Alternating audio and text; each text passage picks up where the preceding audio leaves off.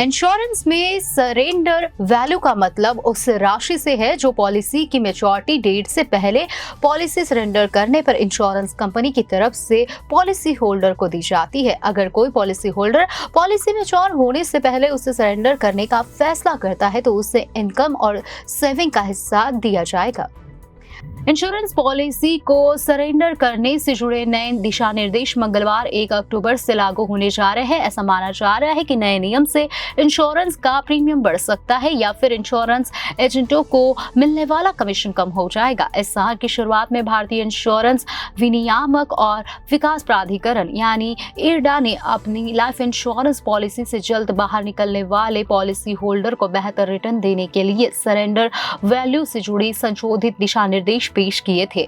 Insurance में surrender value का मतलब उस राशि से है जो पॉलिसी की मैच्योरिटी डेट से पहले पॉलिसी सरेंडर करने पर इंश्योरेंस कंपनी की तरफ से पॉलिसी होल्डर को दी जाती है। अगर कोई पॉलिसी होल्डर पॉलिसी मैच्योर होने से पहले उसे सरेंडर करने का फैसला करता है तो उसे इनकम के रूप में सेविंग का हिस्सा दिया जाता है। इरडा ने इंश्योरेंस कंपनियों को सरेंडर के दौरान लौटाई जाने वाली राशि तय करते समय पॉलिसी से बाहर निकलने वाले व्यक्ति और जारी रखने वाले पॉलिसी होल्डर दोनों के लिए औचित्य और मूल्यपरकता सुनिश्चित करने की जरूरत पर जोर दिया है। प्राइवेट सेक्टर की इंश्योरेंस कंपनी के एक सीनियर अधिकारी ने कहा है कि इरडा द्वारा संशोधित सरेंडर वैल्यू की भरपाई के लिए लाइफ इंश्योरेंस कंपनियां या तो प्रीमियम की राशि बढ़ाएगी यानी प्रीमियम महंगा करेगी या फिर अपने एजेंटों को दिए जाने वाले कमीशन में कटौती करेगी। केयर एज रेटिंग्स के डायरेक्टर गौरव दीक्षित ने कहा, इंश्योरेंस प्रोडक्ट और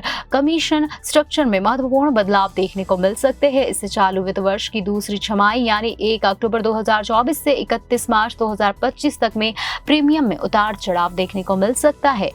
ज्यादातर इंश्योरेंस कंपनियों ने इन नए नियमों का पालन शुरू करने के लिए कंपनी नीतियों में बदलाव की तैयारी की। इनमें से ज्यादातर कंपनियों के पास लाइफ इंश्योरेंस दिग्गज LIC की तुलना में काफी सीमित संख्या में पॉलिसी है। वही सीमित संख्या में पॉलिसी होने के बाद वही LIC के नए नियमों का पालन करने के लिए अपनी नीतियों में बदलाव का एक बहुत बड़ा काम करना है।